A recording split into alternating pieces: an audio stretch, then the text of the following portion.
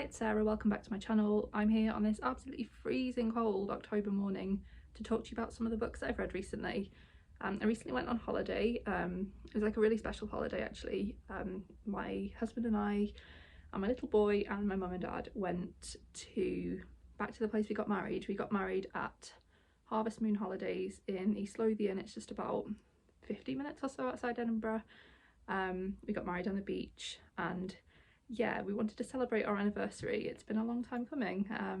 My mum and dad originally bought us the voucher to go when my son finished chemotherapy. So I got married in September 2018. My son was born prematurely in May 2019. And then we were in hospital for ages after he was born. We spent our first anniversary in hospital with him. He came off chemotherapy in February 2020, and we were so excited for all the travel that we could now do. And then I don't need to tell you what happened in March 2020.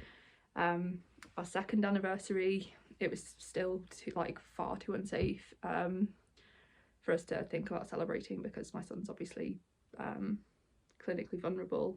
I mean, it's still too unsafe, but I feel like we have to adapt a bit more now than we did then. We can't really hide away like we did back then. So yeah, that was the first anniversary. The second anniversary, sorry, was COVID. First in hospital, second COVID, third we were back in hospital with him. Like quite a prolonged stay again. And then this is our fourth, and we finally got to celebrate it. We got to do something fun, and that was go back to Harvest Moon. And while I was there, I just wanted to read some books set in Scotland. I didn't do any filming of like my reaction to them, just because we had family with us and it was like a family holiday. I didn't want to spend any time just like by myself filming like myself talk about books when I could be spending time with my family. But yeah, Harvest Moon's a really beautiful place. Sadly, I can't recommend it if you are a wheelchair user. My son uses a wheelchair. He's only 3, so it's a bit like we don't necessarily need something to be like entirely wheelchair accessible, because there are ways around it for us. Like we have a carrier for him and we can lift him. He's still quite small and he doesn't have the same need for like independence and privacy as an older child, because like I said, he's still very small. So yeah, I can't recommend it if you're a wheelchair user. The cottage itself that we stayed in was wheelchair accessible throughout, but getting to the property from the car, you have to go over loads of gravel, and it was really hard pushing the chair. So it's just a manual wheelchair, so I really doubt that you would get to the cottage without some issues. And then while you're there, the whole place is pretty inaccessible to a wheelchair. If you have a car, like, I mean, you need a car to get there, but you can drive to places outside where you're staying and that's fine. But to get to the beach, like, I mean, beaches aren't particularly wheelchair friendly anyway. But yeah, you had to go down the sand dunes, and for us with a son who we could put in a sledge and pull him down, he really loved it, but that's not going to work for everyone. So yeah, lovely stay, not wheelchair accessible. And I always try and when I'm recommending places to stay, factor in that, because it's hard to find that information if you're a wheelchair user. It's really difficult sometimes to know if you're going to be able to stay there or if you're going to be able to do anything on the site. So without further ado, I think I'll roll the footage of just like the sort of silent vlog element, and then I'll talk about the books at the end. I read 2 and I DNF'd 1, so you'll see beautiful Scotland and then I'll come back to you and chat about the books.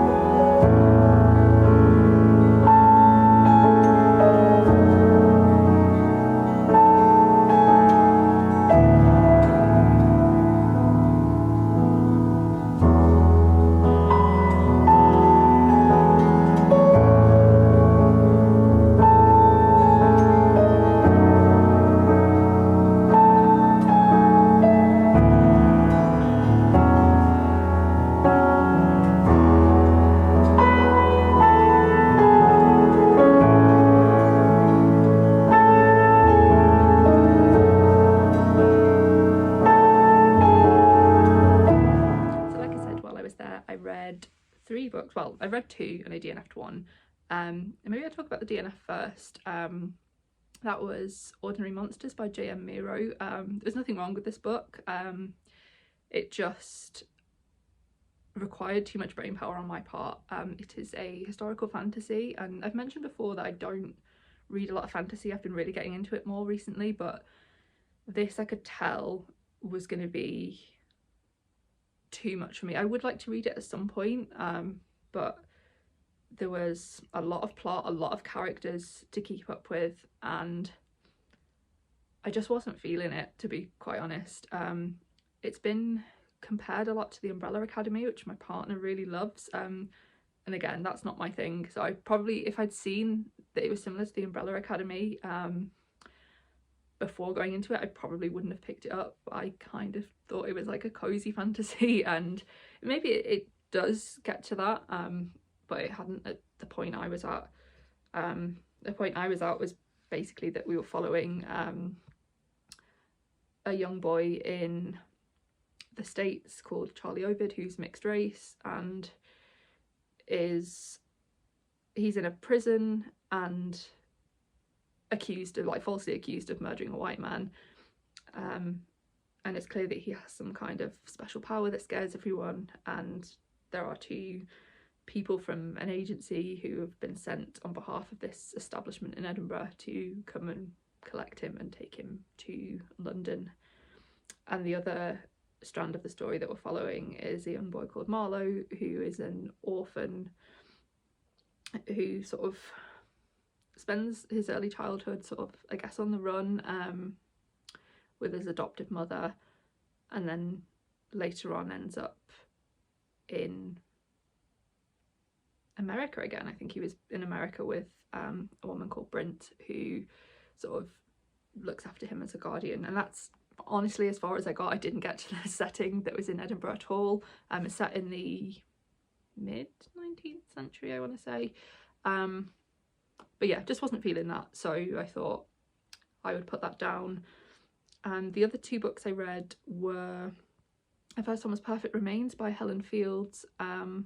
This is a crime novel. I've been meaning to read it for a while because it's set in Edinburgh, and it's the first in a series. I think it's kind of like each story is sort of a standalone, but you follow sort of the characters developing throughout. I think that's my understanding of it. Maybe I don't think there'd be too much follow on from this story that I've read. Maybe there is, I don't know.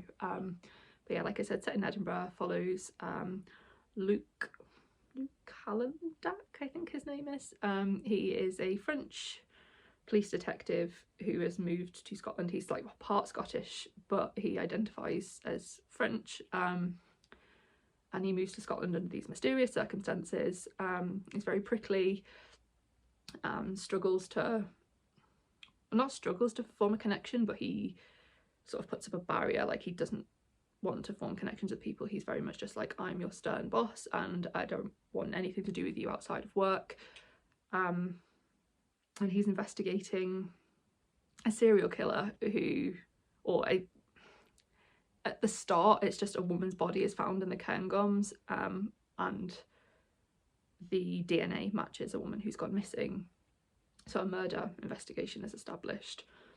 And then it's like a dual perspective. The other perspective is from the perspective of the killer, and that's something I'm not normally like hugely into. I thought this was okay, but we follow the killer and we quickly realise that this murder victim, Elaine, is still alive, and he has killed a prostitute in her place and managed to fool the detectives into thinking they've found a body of Elaine, when really Elaine is being held captive by him. And it quickly becomes apparent that this guy is an incel and has targeted this woman for basically because he feels like he's I guess been like rejected by women and not been taken seriously. He thinks he's this amazing academic, and he feels it's unfair that he is not taken seriously, and he feels like he's owed something from the world and from women. So that's sort of the perspective that is following, and that's the the sort of main crime that we're following. And yeah, I liked it. I liked it enough to, I think, continue the series. I really liked the Edinburgh setting and just like the talk about different places and just be like, I know where that is, and yeah, that was really fun. But there were some things I wasn't hugely fond of. I did think it tries to cover quite a lot of like socio-political themes, and I really like that in a book that's sort of primarily just like crime or something like that. But I did think it was a bit ham-fisted in places. There were times when I can't explain what the thing is that was ham-fisted without giving away a spoiler, but it's basically just like this person saying, oh, I saved this person, I saved them from hell, from doing something bad, and then it follows with like, oh, but they were living in hell when you kept them prisoner, and it's just like, we can read between the lines, like you didn't need to tell us that. So yeah, I thought that was maybe a little bit ham-fisted, but there was another part that I wish had been explained more. It was really frustrating because that bit was just like, okay, yeah, like we understand what your views are on this topic, like you don't have to explain that to us. But then when Luke arrives in Edinburgh and starts his job, he's just like, he gets laughed at because he's French, and they're just like, oh, who is this like underwear model giving me orders? And they're just like, oh, they hate me because I'm French and because I'm good looking. And then he starts talking to Ava, who's his colleague, and she's just like, oh yeah, they all hate me as well because I'm as Scottish as they come, but I have an English accent because I went to a private school, so they all hate me because they think I'm English. And I sort of got what Helen Fields was trying to do there, because I think she's trying to open up a debate about gentrification of Edinburgh, and that is obviously a huge problem, but it just came across more as just like, oh, Scottish people hate foreigners and they hate English people, and that's not true. So yeah, I didn't like that element. It was very gory as well, and it features a lot of like violence against women, and particularly like violence against sex workers, and yeah, that element maybe wouldn't appeal to everyone. It's not a book that I would recommend to everybody because I think some people would not enjoy to like read about those kind of themes, but overall, yeah, I really enjoyed it, and I'd carry on with the series, I think. I wasn't a huge fan of Luke. I'm hoping we get to know him more as the series goes on, because I just don't really have a connection with him. It was quite male, I thought, for something that was tackling sort of like incels and gendered violence. You only really got the perspective of Luke and the serial killer, who is also a male, so yeah, I mean, it was gripping, it was compelling, it was well written, I thought, good crime novel, and hopefully we'll get more. I'd like to read more about Ava. I really enjoyed her character, so hopefully we'll get more of that as the series progresses. The next book I read was The Lighthouse Witches by C.J. Cooke. I've read one of C.J. Cooke's other books, The Nesting, which was a real disappointment, to be honest. Loved the writing, thought the writing was brilliant, really chilling, really creates like a sort of very unsettled atmosphere, but the plot was a mess. I don't know how a lot of it got through an editor. I thought it was really bad, but like I said, the writing was enough to make me pick up another one of her books, and I liked The Lighthouse Witches a lot more than I liked The Nesting. We are following the Stay family, so there's Olivia, the mum, Safi, Clover and Luna, who are her three daughters, and we open in 1998. Safi is 15 and her two sisters are like 9 and 7 or something, and they all go to this remote island in the Scottish Highlands where Olivia's been commissioned to paint a mural in a lighthouse, and they stay in this like creepy cabin, and the owner who's asked for the mural to be painted is just like a bit of a recluse, a bit strange, and he's just said, oh, he's out at sea at the moment, so you're not going to meet him. And then we're just sort of following the family on this really weird island where people just aren't quite right. They're like obsessed with the idea of wildlings, and there's, you know, they're seeing sort of like figures in the dark, and it's all very creepy. And eventually what happens is, like, we know sort of the outcome. We don't know how we got to that part. So we know that Olivia goes missing, we know that Safi goes missing, and we know that Clover goes missing, and that Luna is the only surviving sister who has no recollection of the events leading up to them going missing. They're never found. And we then shift perspective to Luna in the present day, who is pregnant, and she gets a call from the hospital in Inverness to tell her that they found her sister Clover. But when she goes, this is obviously, we're in 2021 now, when she goes to the hospital, she finds that Clover is still a 7-year-old, and it's just sort of figuring out what happened to her and what happened to the rest of her family. There's a bit of a historical element regarding like witch trials. Safi in 1998 finds a grimoire of a man bearing the same name as the man who's asked Liv to paint the mural for her, and he's just documenting like witch trials. So his mum is killed, and his friend's sister and mother are killed for being suspected witches. And yeah, we're just following that really. I forgot to mention Clover is branded as well. There's a mark behind her knee that's like 2021, and nobody knows how she's got that mark or who's done it or what it means. So yeah, she's just finding that. So yeah, it was good. It was really creepy, atmospheric. I can't give away too much because like I don't want to give away sort of what happens. There's not really any huge twist as such. I think you're kind of directed to know what happened, but you're just figuring it out with the characters, which I liked. And yeah, the writing, like I said, is like really beautiful and like so unsettling. Like I felt when I was reading it, I felt like a bit anxious, just because it is so unnerving. So I really liked that, and I would definitely read more by this author. I think you do have to suspend your disbelief a little bit. Obviously there's like some sort of supernatural elements to it, but a lot of it is just set like in the present day, and I think it's supposed to be that like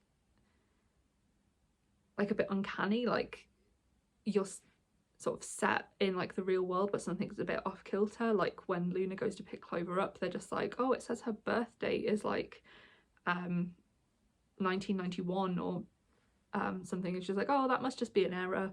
And then she works out when her actual birth date was, and they're just like, oh, okay, yeah, sure, she's fine to go now. And it's just like, what happened to her mum? Like, oh, we don't know what happened to her mum, just take her, it's fine. And I think that was deliberate, just for you to sort of know that something's not quite as it should be. But yeah, I really liked it and would read more by CJ Cooke in the future, I'm sure.